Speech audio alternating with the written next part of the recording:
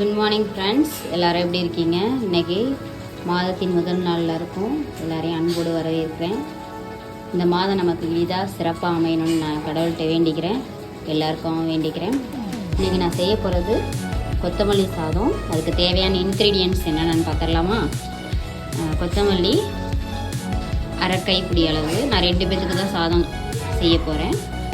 தாளிக்கிறதுக்கு வெங்காயம், கருவேப்பில்லை, பூண்டு, இஞ்சி, வரமிளகாய், கடுகு, மஞ்சத்தூள், கொஞ்சம் நெய், அதுக்கப்புறம்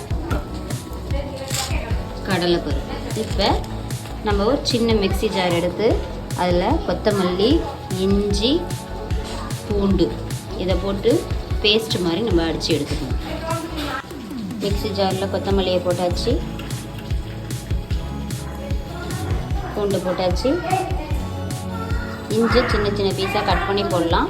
இதுக்கு வந்து பச்சை மிளகாய் சேர்த்துக்கலாம். நான் ஆனால் பச்சை மிளகாய் யூஸ் பண்ண மாட்டேன், ஏன்னா உடல் சூடு அதிகம் பச்சை மிளகாயில். அதனால் தாளிக்கும் போது மிளகாயை கிள்ளி சேர்த்துருவேன், அந்த காரம் போடுவேன். இப்போ கடுகு பொரிஞ்சிருச்சு, கருவேப்பில்லை, இப்போ கடலைப்பருப்பு போட்டாச்சு.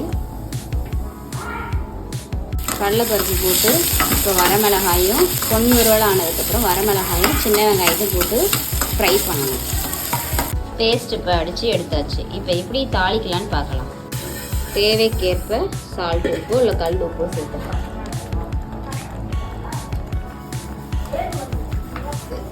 இப்போ இதை ஒரு 10 நிமிஷத்தில் லோ ஃப்ளேமில் வச்சு பச்சை வாசனை போகிற அளவுக்கு வதக்கணும்.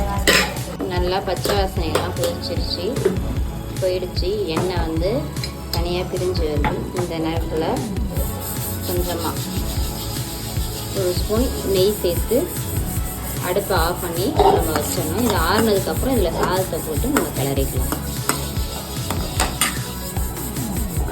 இப்போ அந்த தொக்கு ஆறுனதும் இந்த சாதத்தை போட்டு கிளறியாச்சு. டேஸ்ட் அல்டிமேட்டாக இருக்குது, சூப்பராக இருக்குது. இதே மாதிரி நீங்களும் செஞ்சு பாருங்கள். எங்களுடைய சேனலை லைக் பண்ணுங்கள், கமெண்ட் பண்ணுங்கள், சப்ஸ்கிரைப் பண்ணுங்கள்.